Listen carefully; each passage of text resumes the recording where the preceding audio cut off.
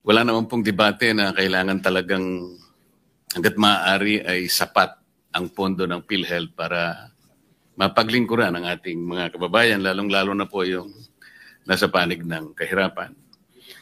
Ngunit dahil po sa experience natin sa PhilHealth, sa kanilang pamamaraan kung paano itaguyod ang kanilang mandato, ay hindi naman sila makapagbibigay sa atin talaga ng magandang record. Unang-una na po ay halimbawa po yung konsulta package, Mr. President. Magkano po ba yung konsulta package ngayon, Mr. President?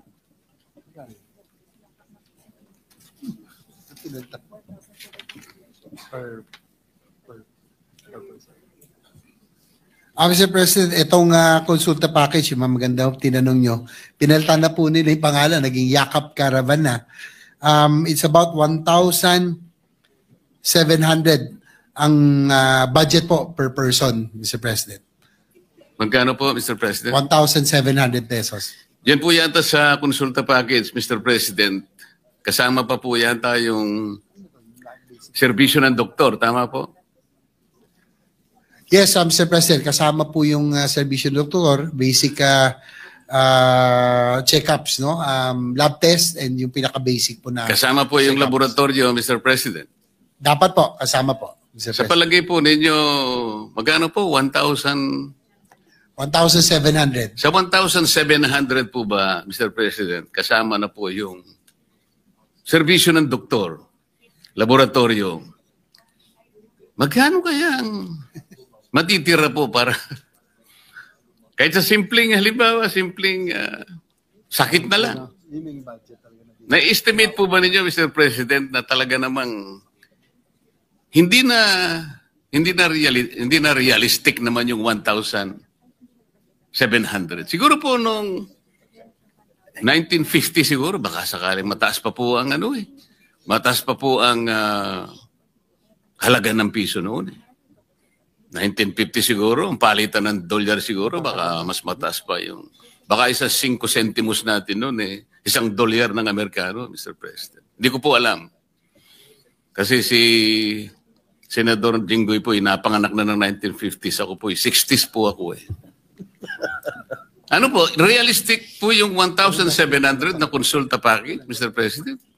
Ito bang 1,700, does that include the professional fee of the Yes, doctor? Mr. President.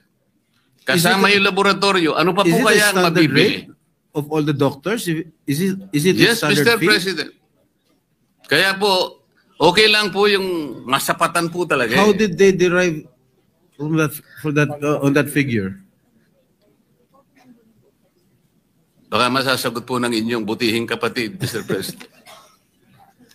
Yes, Mr. President, sa totoo lang po na medyo, kung titignan nyo, 1,700 for the basic check-ups and lab test, including doctors, para pong ulo pa. Pero tinaas na po natin to tinaas na po ito na, nung una po ay 1,200.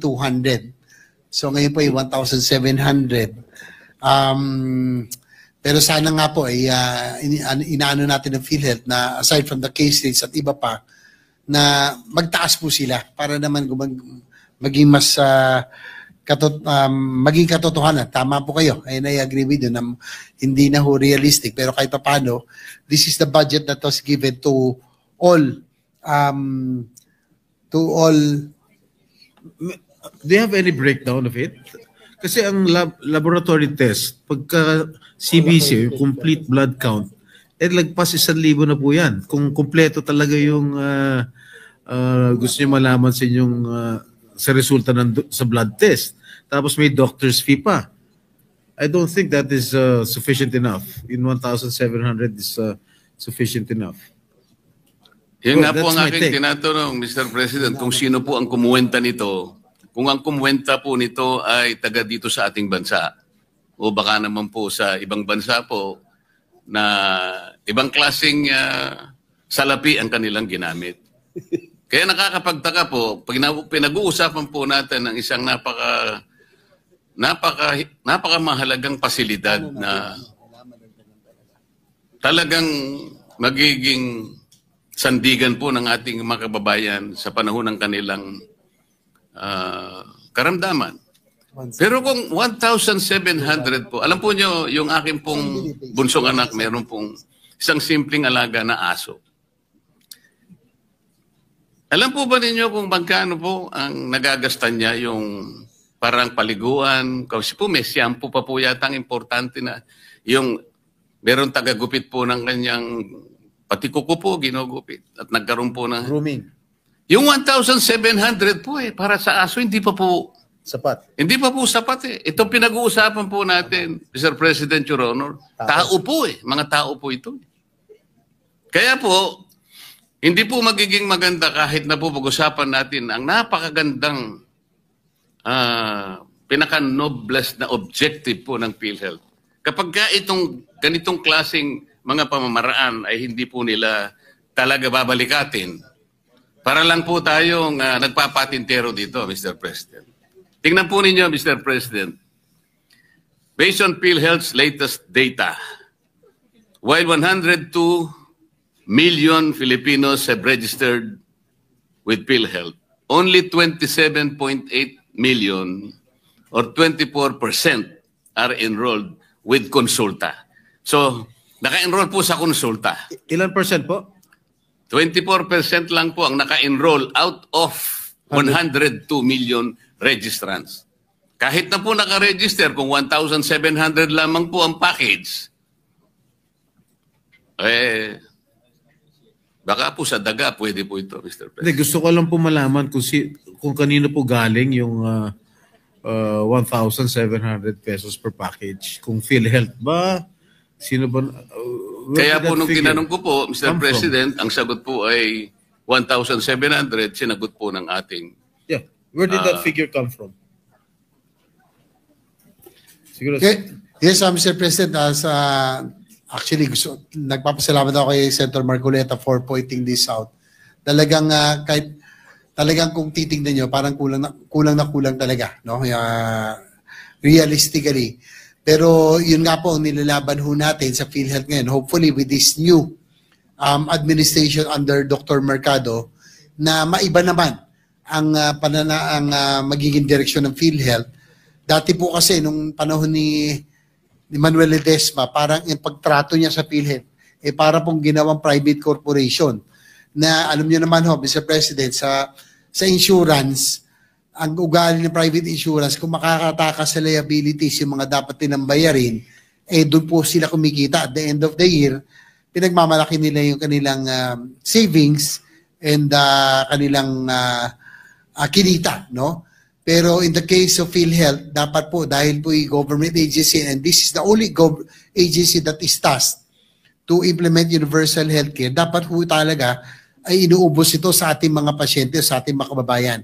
Hopefully, Mr. President, with the new PhilHealth head who committed to adjust yung pong kanilang case rates, and they committed also to increase the participation of PhilHealth in every hospital billing, siguro dapat maitaas na rin po natin.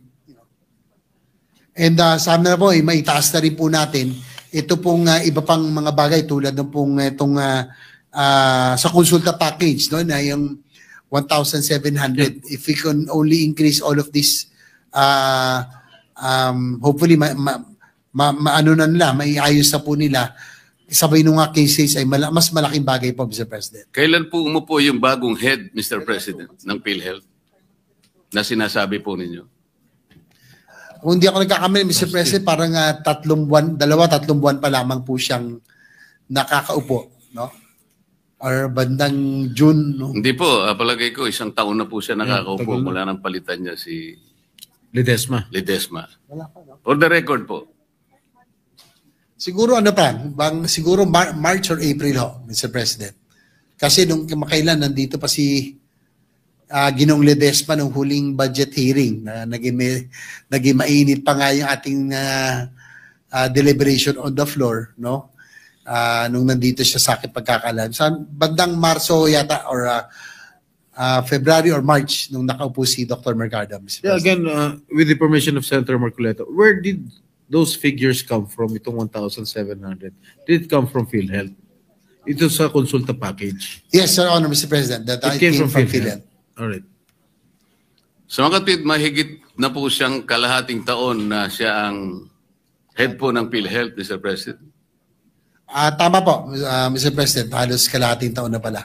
Kasi po, sa tala po, ito po babasahin ko. First patient encounter, health advocates estimate that only 1% of the total population actually availed of consulta benefits.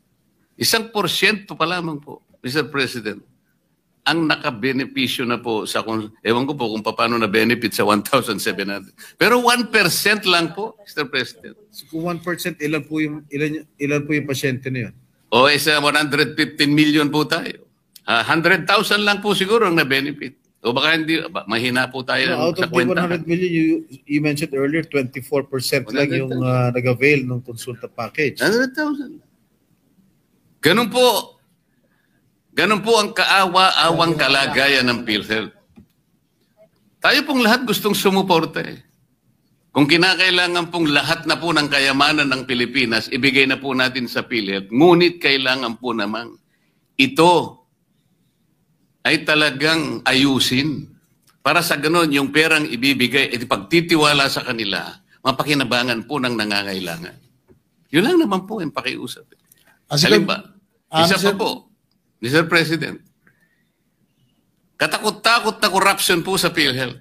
Tingnan na lamang po ninyo kung bakit nawawaldas. Ginawa pong milking cow ang PhilHealth nung kami po ay inimbestiga namin yan. Lahat po, hindi ko naman po nilalahat ang mga healthcare institutions. Ngunit sa dami po ng bilang na talagang dinisiplinahan ng PhilHealth, halos lahat po. Kunwari po, na-admit ang isang pasyente. 2 days lang pong nag-admit. Gagawin pong 7 days o kaya 10 days. Para sa ganun po ay singilin sa PhilHealth at paghahati-hatian po yung kanilang nakulimpan. Minsan naman po ang sakit ay hindi naman malala. Sipon. Gagawin pong pulmonya. Isip-isipin po ninyo yung gagawin nila. Ito pa po yung panghuli. Para naman po natapos na po ako. Magkano po ba yung ano yung tawag doon? Thermodialysis, Mr. President Juro. Magkano po ba yung nagagastos natin sa isang sesyon ng Magkano per 3,000? hemodialysis? Magkano? 3,000.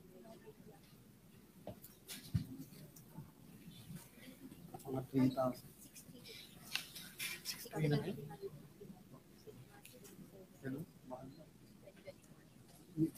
na. Your Honor, Mr. President, sa huli pong itong latest, nasa 6,350 na per session. Per Your Honor. session? Ang Dati po nasa binabasa, 3,000 lang eh. Pero Per may, session or per cycle? per session? Per session, Your Honor, Mr. President. So one day? 6,000? 6,350. So how can the... kaya ko po afford that? tinatanong, Mr. President, may palagay po ako ng pinagbasihan po ninyo ng inyong sagot, Mr. President, Your Honor, ay itong nakuha ko pong post dito sa social media. Ito babasahin ko lang po sapagkat nakuha ko lang po. Marcos Legacy. Dialysis, sagot na ni PBBM sa pamamagitan ng PhilHealth. Lahat tayo ay miyembro at kabahagi nito. Ngayon po, sabi niya, second post, BBM Youth Movement, libre na ang dialysis. Sa halagang 6,350 bawat hemodialysis session, sagot ng PhilHealth hanggang 156 sessions sa buong taon. Ang tanong ko po, sino na naman po ang kumuwenta noong 6,350? Kasi po kanina, yung konsulta, nagtataka na rin po ang ating presiding officer kung sino ang kumuwenta ng 1,700. Saan po kinuha yung 6,350? Your Honor, Mr. President, dapat po sana under the UAC law, meron po tayo tinatawag na HTAC, yung Health Technology Assessment Council, na ito po ay mga panel of experts, mga spesyalista, na sila po dapat nagde-determine kung ano po yung mga anything technical, sila po dapat ang tinatanong. So, siguro yan ang dapat natin malaman din kung sakaling magkaroon ng budget hearings o anumang hearings na nandito po ang PhilHealth, kung paano po nila nakuha yung pong amount na 6,350 per session. Dahil ang pagkakaalam ko kamakailan, dati ay nasa 4,000 pesos lamang per session. So, nagulat din ako na medyo tumaas na ng 6,350 from about 4,000 pesos. Your Honor. Mr. President, kasi po, dun sa 6,000 pesos, is that a government-owned hospital or private? 6,000. Any po, Mr. President, it's a government hospital or any private hospital as long as it's PhilHealth accredited, Your Honor. Kasi I just called up my brother who is undergoing dialysis. Tinanong ko lang kung magkano yung per session. Ang sinabi niya, 10,000. Well, it's in a private hospital. ako naman po, Mr. President, nagtanong-tanong po ako, ang nakukuha ko 500 to 600 pesos. Kasi Per session. per session po. Kasi kung 156 sessions per year, yung 6,350, halos 1,000,000 po yun sa isang taon. Ang budget po ng PhilHealth sa dialysis is 20 billion. Sa mga katwid, kung ito po ang batayan na halaga, 6,350, 20,000 patients lang po ang kakasa sa 20 billion. Magkano po ba ang isang dialysis machine, Mr. President? Between 600 to 700, 600 to 800 pesos. Kinuwenta ko na lamang po sa 500. Ano yun po yung nakukuha ko pong feedback sa mga nagpapadialysis. Hindi po dapat 20,000 ang magiginabang. Tinaas na naman po nila. At the very least, Mr. President, 240,000 ang dapat makinabang. Ito na naman po, pag hindi nyo binantayan, this is again a possible source of corruption. Maraming salamat po, Mr. President. Thank you.